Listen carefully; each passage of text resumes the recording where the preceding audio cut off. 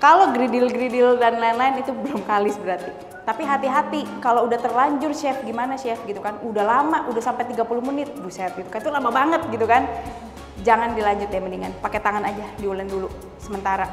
Tapi besok-besok stepnya sama persis kayak tadi. Kebayang ya? Karena itu salah di stepnya aja. Biasanya airnya langsung dituang, terus proses dari yang tadi step-step pelan-pelan itu nggak diikutin sama persis. Jadinya dia kayak adonan tuh kaget, karena adonan roti itu cepet kaget. September 2024. Ada beberapa roti yang menggunakan telur di resep buku saya ada. Bulan kemarin saya ngajarin roti sisir, itu ada telurnya. Bedanya gimana sih sebenarnya, kenapa hari ini saya ngadain kelas tanpa telur? Pertama kan kadang telur suka naik turun.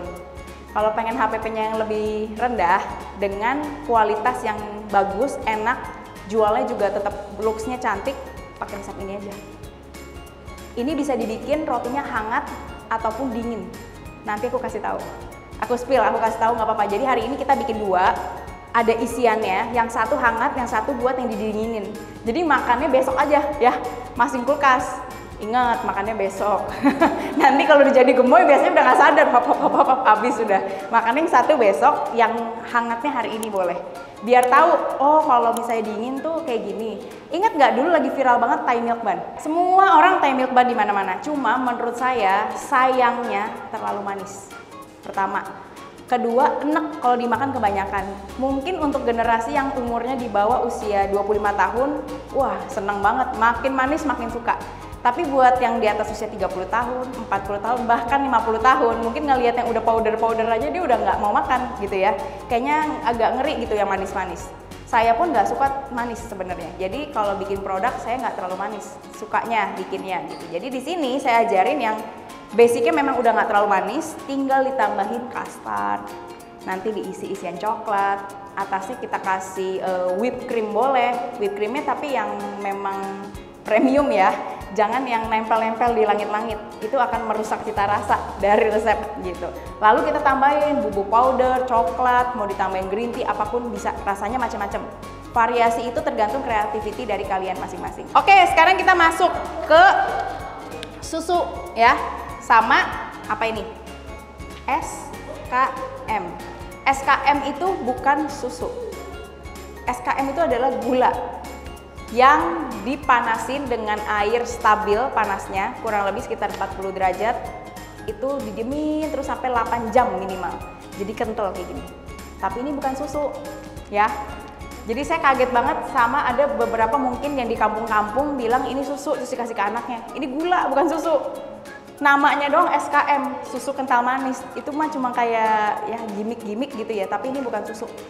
Ya, perhatiin ya, ini bukan susu. Hanya penambah cita rasa dan rasa manis yang agak creamy gitu. Ibu, boleh Bu? Masukin sini ya. Ya, jadi saya tutup dulu. Sambil di mix, nanti Ibu tuang pelan-pelan. Tuangnya dari pinggir ya. Ya. Kecil aja bukanya. Nah, kalau di rumah boleh pakai gelas ukur. Sedikit-sedikit. Nah, ini nih yang biasanya, ada nggak bikin roti sekali nuang bahan cairnya langsung jebret semua? Iya, ngaku. Siapa lagi? Ngaku aja nggak apa-apa, di sini pengakuan dosa hari ini. Biar tahu besoknya jangan kayak gitu lagi gitu. Ada lagi?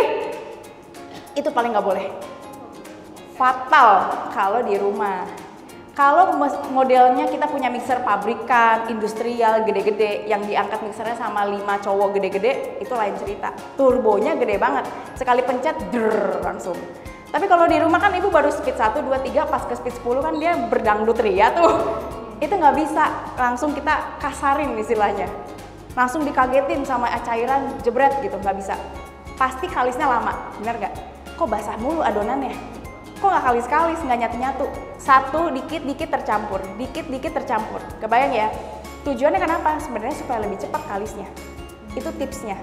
Kalau langsung dituang yang namanya bahan, kita paling gampang gini deh. Ibu-ibu kalau bikin bakwan di rumah, tepung udah disiapin semangkok gitu ya. Langsung disiram sama air seguyur, drep. Ngaduknya susah nggak? Susah. Sampai bener-bener dia jadi adonannya lembut, halus banget, susah nggak? susah. Tapi kalau nuangnya pelan-pelan, dikit-dikit aduk, tambah lagi dikit aduk, dia smooth kan, halus gitu loh, nggak ada bridil-bridil, ya kan, terus lebih cepat sebenarnya dibanding kita langsung tuang dan kita harus aduknya sekuat tenaga tuh. Kebayang ya? Itu sama perihalnya dengan roti, gitu. Jadi pelan-pelan itu lebih bagus tuangannya. Semua termasuk kalau ada telur sama telur juga pelan-pelan aja, perlahan. Kira-kira kalau dalam satu ini kita bagi 3 kali tuang. Oh. Kurang lebih dari resep 3 kali tuang. Tuang, diemin sekitar 10 detik. Mau sambil hitung boleh, mau sambil kira-kira boleh. Nanti udah kelihatan tercampur, tuang lagi, aduk lagi, tuang lagi. Oke? Clear ya?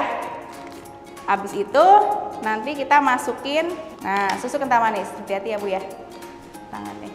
Kalau mau susu kental manis, pelan-pelan.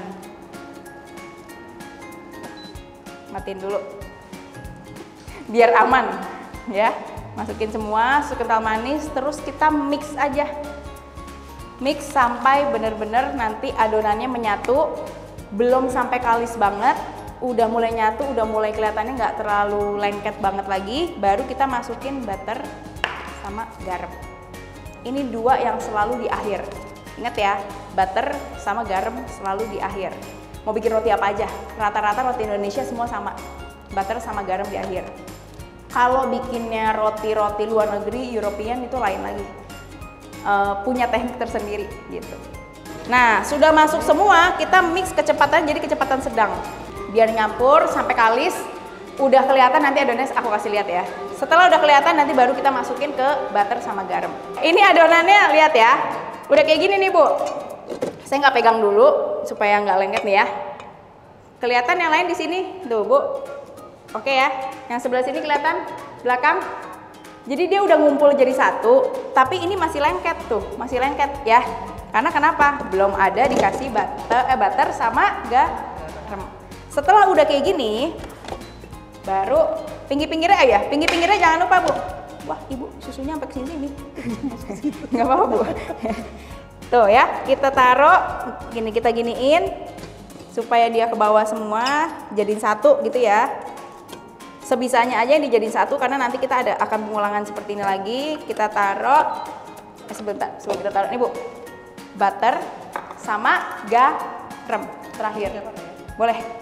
Udah selesai, nanti setelah kalis beres. Abis beres, ayo diapain? Siapa yang udah pernah bikin roti? Di resting boleh sebentar, 10 menit sambil beresin barang-barang yang lain. Nah, ini kan udah dipegang, adonannya elastis ya. Tuh, elastis kayak gini nih Bu ya. Pernah kan ngeliat adonan yang kalau dipegang tuh kayak kaku gitu ya, keras gitu. Window pane tuh kayak gini, ngeliat gak? Kelihatan? Berbayang nih ya, jadi kayak samar-samar. Tuh bisa ditarik kayak gini. Nah ini udah bagus, jelas ya. Ini kalau adonan udah begini, aduh rotinya mantul. Tuh, mantep kan? Kelihatan nggak? Elastisnya kayak apa sih ya? Tuh, dia bisa saya goyang-goyang gini. Ini baru adonan yang elastis. Nanti abis itu kita taruh, tuh. Kita gini-giniin aja dia nggak akan nempel tuh, ya. Udah enak banget dan permukaannya mulus. Kalau kalis pasti mulus. Kalau gridil-gridil dan lain-lain itu belum kalis berarti. Tapi hati-hati kalau udah terlanjur chef, gimana chef gitu kan. Udah lama, udah sampai 30 menit buset gitu kan. Itu lama banget gitu kan. Jangan dilanjut deh, mendingan pakai tangan aja, diulen dulu sementara. Tapi besok-besok stepnya sama persis kayak tadi. Kebayang ya? Karena itu salah di stepnya aja. Biasanya airnya langsung dituang. Terus proses dari yang tadi step-step pelan-pelan itu nggak diikutin sama persis. Jadinya dia kayak adonan tuh kaget. Karena adonan roti itu cepet kaget. Kagetan, bener. Adonan roti ini kagetan. Dikasih adonan cair dikit banyak, kaget, nggak kalis-kalis. Terus abis itu nanti dikasih garamnya di awal juga kaget, nggak bisa kalis lagi gitu. Jadi pelan-pelan, hati-hati. Kalau ikutin step sama persis hari ini, nanti kita ikutin ya. Jadi hari ini kita satu mixer, makanya saya bilang ada satu kepala. Bikin rame-rame, nanti punya adonan sendiri-sendiri, semua ngerasain kayak gini, ikutin arahan dari saya ya. Saya bilang masuk tepung kering, semua tepung kering. Masuk adonan basah, semua basah, sambil ngeliat matanya untuk tekstur dan lain-lainnya. Sampai selesai, baru kita nanti semua jadi kayak gini. Baru kita proses nge-rounding, oke?